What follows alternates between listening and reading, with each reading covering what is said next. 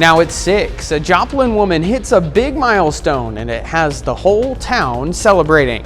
Plus, Humboldt, Kansas beats the heat with their Water Wars parade and town-wide celebration, and JomoCon takes the newly opened Joplin Expo Center by storm. My name's Mitch Adams, and I'll have more on that story coming up. The 4 states' most watched news starts now. Pop culture fans gather at the recently opened Joplin Expo Center to experience JomoCon. This is KOAM News at 6. I'm Anthony Saviello. KOAM's Mitch Adams visited the convention to find out more. Behind the walls of the new Joplin Expo Center, pop culture fans gather to participate in this year's JomoCon. Whether you're a cosplayer, anime fan, or just interested in pop culture, JomoCon is open to all interests. You can come here and people will actually be able to appreciate what you did. And so giving them a space to do that and just seeing them enjoy the con and, get to talk to local artists and makers and all the rest of that, having a space to come together and do stuff in Joplin was one of the goals of the con. Conventions are a way to find people that enjoy the same things as you in a safe and judge-free environment. It's really nice. I mean, I always have fun at conventions and I like meeting the people, and I don't know, they're always super kind because they're a lot like me, so it's easy to connect with them. Although the costumes may only be put on every now and then, JomoCon gives people confidence to be who they want to be. In your day-to-day, people tend to look down on people who have more niche interests, so just being able to come and be with people of your community who like the same things as you is always nice. In Joplin, Missouri, Mitch Adams, KOAM News. According to organizers, JomoCon is the first event to utilize both halves of the new Joplin Expo Center. Well, it's been a lovely weekend out there for us. Let's check in with meteorologist Lindsay Gaffney. Yes, it has been a fantastic weekend. So today we've got temperatures right now about 82 degrees and it feels like it. Now this is because we've got pretty low humidity across the area, and since our cold front that came through on Thursday has cooled us off all weekend long. Now, currently it's 82 in Joplin and Pittsburgh, looking fantastic. We only got up to about 84 degrees, which is well below average. Now we're going to continue for the next couple of days, staying in temperatures below 90 degrees all the way through Tuesday. Now you can see all night long temperatures dropping back down into the low 60s. We do have a couple of chances for some showers tomorrow, but temperatures stay pretty mild. I'll have a look coming up. All right, Lindsay, thanks. It's a parade with a splash in Humboldt, Kansas. Water Wars isn't just a name, it's a full-blown water fight through town. The parade looped around the main square twice, but unlike most parades, this one encouraged soaking the spectators, and the spectators, well, they returned fire. The event was revived by a Boulder Humboldt in 2019 and has since become a wild summer tradition. We used to have water wars between local fire departments, and they would shoot, they'd have water cannons on the fire trucks, and they'd shoot a keg on a cable to kind of like a reverse tug of war to see who was the champion fire team. After the floats passed, the fun continued with 4-lane slip and slides, foam pits, water balloon games, polar plunge tanks, and even kiddie pools for the little ones. Well, a Joplin woman who's spent her life giving back is celebrating a big milestone. Dorothy Green turns 100 today, and the city is honoring her with her very own day. Mayor Keenan Cortez has proclaimed August 2nd Dorothy Green Day. A Joplin resident since 1966, Dorothy is the daughter of German immigrants and has volunteered with St. Mary's Elementary, Meals on Wheels, Crosslines, and St. Peter's Outreach House. At her party, she received a letter from President Trump, a tradition for Americans who turn 100. She lived a life to help people and a life of joy. And that's why there's so many people here today. A lot of these are family. But a lot of these are people that over the years she did things for. She gave them the ride to church. She did Meals on Wheels in her 80s. She took people to doctor's appointments. There's a lot of people in this town that depended on Dorothy Green for a lot of things. And her secret to longevity, well, that's knowing how to fall without breaking a bone And Dorothy is a mother of 6 with 17 grandkids and 15 great-grandkids. Coming up, tornado sirens sound in Pulaski County despite no warning being issued by the National Weather Service. Details when we come back. Plus, a teenage boy is rescued by a canine after days of being missing. Well, we're learning the reason police and firefighters and paramedics responding to a crash on I-44 in Pulaski County heard tornado sirens. They heard it despite no tornado warning and no twister. Garrett Hamilton reports on the split-second decision that dispatchers had to make. I'm standing underneath one of Pulaski County's outdoor warning sirens. Yesterday, the system was activated despite no tornado warning being issued.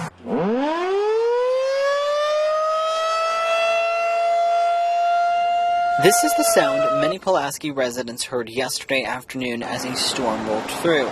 There was only one issue. A tornado warning was never issued. They set them off for Crocker, Tri-County, and Dixon. I believe they set them off for all three, I believe. Yesterday at 2:06 p.m., the National Weather Service in Springfield issued a severe thunderstorm warning for parts of Pulaski County. Initially, the warning was for 60-mile-per-hour winds and nickel-sized hail, but 10 minutes later, the hail threat was upgraded to quarter-sized. Well, strong thunderstorms producing 60-mile-an-hour winds could cause significant damage. And so with this, we had really strong downburst winds coming out of this thunderstorm that unfortunately caused some damage. There was a multi-vehicle wreck page at the 147-mile marker, and there was reports from civilians on the scene that there was a tornado that touched down that caused these wrecks. According to a statement from Pulaski County, the decision to activate the sirens was based on 2 consistent reports to 911 of a tornado near the accident. However, the tornado reports came from civilians and not trained weather spotters. However, their statement does say this move was made out of an abundance of caution, a decision that the chief says he agrees with. Well, I guess erring on the side of caution, in my opinion, is not a bad thing. But most of the time, the alerts do come out of the National Weather Service bulletin.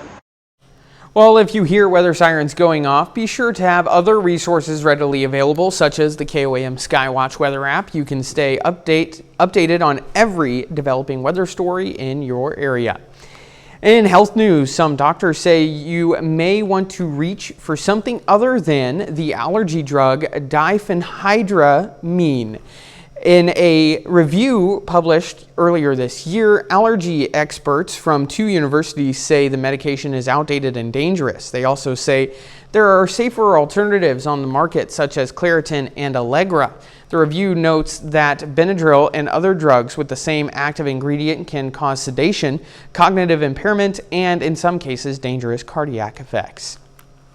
A federal judge has blocked the Trump administration's cancellation of LGBTQ+ related health research grants.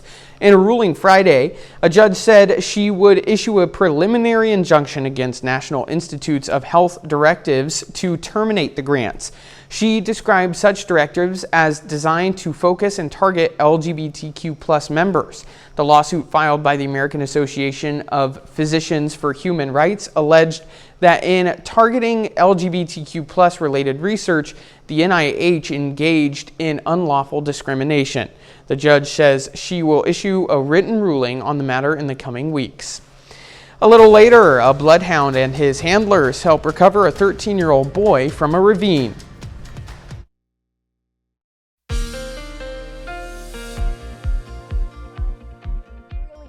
Couple of days with temperatures sticking around in the 80s. Now we can go ahead and take a look outside. Current conditions out there in Joplin, about 82 degrees. Pittsburgh, it's about the same. And it feels like the actual temperature. We've had a really amazing couple days. Cold front came through on Thursday. That dropped our temperatures, dropped our humidity. So right now we're only seeing dew points through most of the day today around 60 to 65 degrees. So that's sitting in that not bad range. Overall, if you took a step outside today, it was just so nice. We had a light breeze that gave a little bit of a cooler air to it now as well. Not seeing a lot of clouds in the area. You can see downtown Joplin, just clear skies all night long. Temperatures are going to get down into the lower 60s tonight.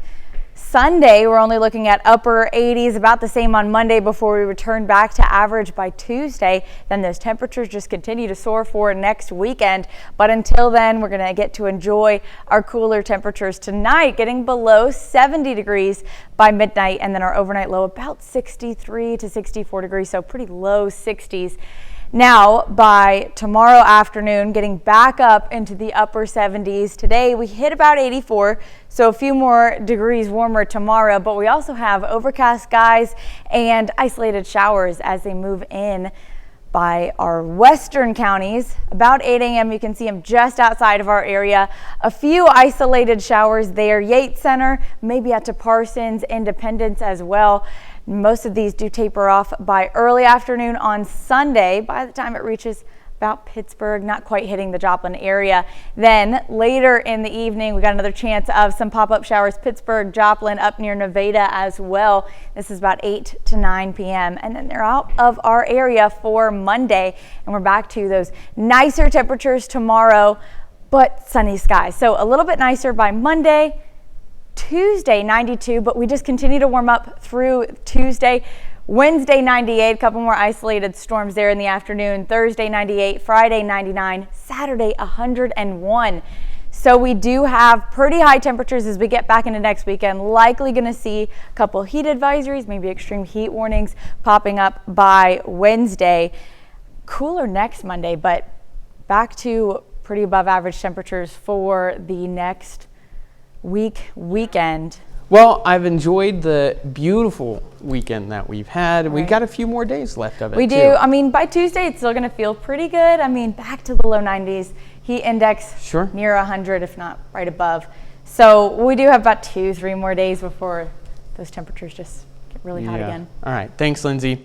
Well, still ahead, the Webb City All-Stars look to move into the Little League Midwest Region Tournament, and the Royals look for their 4th win in a row. Ben McLeish has those stories and more up next in sports. The Webb City All-Stars represent Team Missouri for the 2nd straight year. They won yesterday, but today they're shut out 2-0 against South Dakota. They're not done yet, though. This tournament is double elimination. Now they have a day off before they take on the winner between Minnesota and Nebraska. Now, every game is a must-win for Webb City. First pitch for Monday's matchup is 9 a.m. And yesterday, the Pittsburgh All-Stars represent Kansas, fell to Missouri in the opening round. But their season's not done yet. They take on Team Iowa tomorrow at noon. Kansas has a long way to go, but it all starts with Iowa. If they advance in this one, Team Wisconsin is waiting for them in the following round. While over in the Mid-America League, the Joplin Outlaws have a doubleheader with the Fort Smith Marshals. Now, these games are just for bragging rights for the Outlaws. They've already locked up that #1 seed, but you never want to head into the playoffs slumping, so Joplin will look to get back on track following yesterday's loss. Meanwhile, the Marshals are fighting for their lives in the playoff race. They sit 2 games behind with just 3 games remaining. They need a miracle. Right now, we're still scoreless in the first in Game 1. In the majors, the Royals and Cardinals are both on the road for tough matchups today. Kansas City can clinch the series and its 4th straight win, but the Blue Jays have runners on 2nd and 3rd with 1 out. Davis Schneider pops one to center, and it's going to land. John Rave bobbles it, and 2 runs score easily. Schneider's into 2nd on the error. Then with 2 outs and runners on the corners, Bo Bichette lines one through the infield, and Toronto adds another. It's 3-0. In the 6th, it's the same score until Salvador Perez comes to bat and hits a towering blast to left field and gone. The Royals are on the board. It's 3-1. Then in the 7th, KC with a runner on 3rd, Kyle Isbell with a suicide squeeze, and the Blue Jays settle for the out at 1st. It's a 1-run ball game. Bottom of the inning, though, with 2 runners on, Ernie Clement lines one over the shortstop, and the Blue Jays tack on an insurance run. So the Royals can't get any more runs across the plate. KC will go for the series win again tomorrow. And the Cardinals find themselves below 500 after going 3-7 in their last 10. They'll look to get back to even tonight against the Padres. The Redbirds keep slipping farther outside the playoff race, now 6.5 games behind. But a win against the Padres would be huge because San Diego currently holds that final NL wildcard spot. Meanwhile, St. Louis is in 4th place and 11 games behind the first place Brewers in the NL Central. First pitch tonight is set for 9:10. On the PGA Tour, we wrap up day 3 of the Wyndham Championship with a clear front runner. Here's the leaderboard after round 3. Cameron Young finishes the day 20 under. He holds a 5-stroke lead over second place Nico Chaviara, tied for third, and are Chris Kirk, Aaron Ray, and Mac Meissner with 12 under. So, barring a complete meltdown from Young, it's really a 2-man race heading into the final day.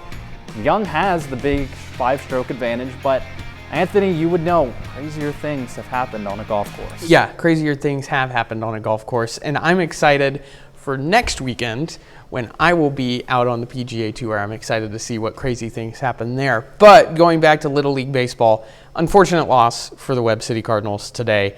Go take us back. What do they need to do to kind of keep it going forward? Yeah, so both Missouri and Kansas, Webb City and Pittsburgh, are now in the elimination bracket. Their season's not over, but they need to win out from this point forward. Sure. It's a long stretch. You usually want to save your first loss for farther in, but it just means they have to play with their backs against the wall. And there's a chance these two teams could meet if they keep winning again. Yeah, and that would be an exciting matchup. Yep, winner go home matchup between Kansas and Missouri. I'd love to see it. Absolutely. We'll be right back. Well, in Missouri, a trained canine helped rescue a 13-year-old boy who fell into a ravine. The boy was missing for 3 days and managed to survive without food or clean water. Megan Kernan reports. 13-year-old Dakota Cody Trenkle Jr. was last seen Sunday morning near Goose Creek Lake. He left home on a skateboard, but never came back, slipping into the thick woods down into a ravine. Cody's aunt, Brittany Van Volkenberg, is a volunteer firefighter for the Goose Creek Lake Fire Department, who not only helped organize the search, but helped rescue her own nephew. I said, "This is my nephew. We need to get a search team together," and everyone was immediately on board. For more than 3 days, volunteers, firefighters, and family looked everywhere. I went into firefighter mode. I wasn't even thinking it was my nephew. I was there to help someone in need and get him out. Then on Wednesday afternoon, Cody's brother spotted his skateboard almost half a mile from home. That's when firefighters called in the Farmington Correctional Center K-9 unit.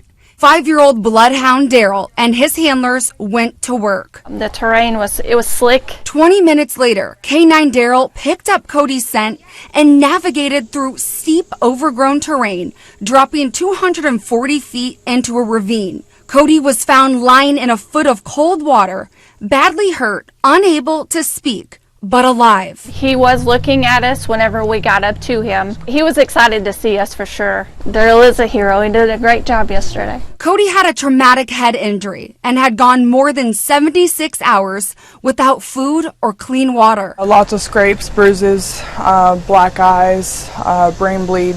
He's a miracle. Yes, he is. He's definitely a fighter. He was raised to be a fighter. My whole family were all fighters. He knew what to do. A GoFundMe account has been created for Cody. So, yeah, great news there. Good weather, yeah? Good weather for the next couple of days. I mean, temperatures up to 87 tomorrow. It is going to be pretty cloudy and might have a few isolated showers in the morning in the western counties and then in the evening out near Joplin area. But back to sunny skies on Monday where temperatures still in the 80s. We've got a couple more days before it starts to really heat up for the week. All right. Well, that's our time for now. We're right back here at 10. From all of us here, have a great evening.